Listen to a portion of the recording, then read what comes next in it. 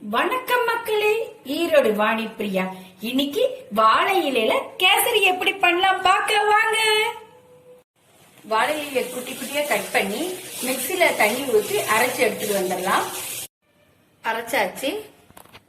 இப்ப நம்ம இத வடை கட்டிக்கலாம். நல்லா சக்கைய பிழிஞ்சு எடுத்துடலாம்.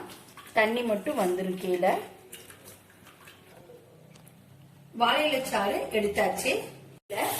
3 டம்ளர் இலச்சாறு ஊத்திக்கலாம்.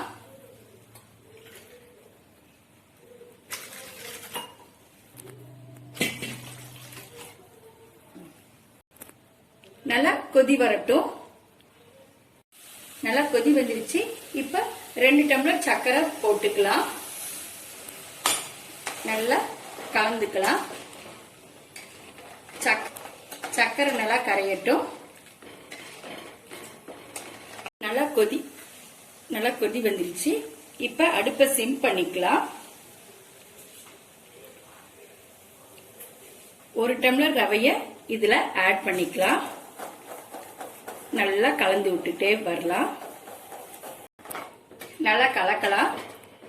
கெட்டி பதம் வரட்டும்.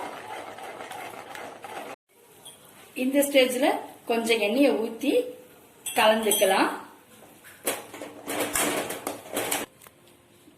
இப்ப ஸ்டவ் ஆஃப் பண்ணிடலாம். வாழையில கேசரி ரெடி. எல்லாரும் ட்ரை பண்ணி பாருங்க. இந்த வீடியோ பிடிச்சிருந்துச்சுன்னா லைக் பண்ணுங்க, ஷேர் பண்ணுங்க, கமெண்ட் பண்ணுங்க, சப்ஸ்கிரைப் பண்ணுங்க. தேங்க்யூ.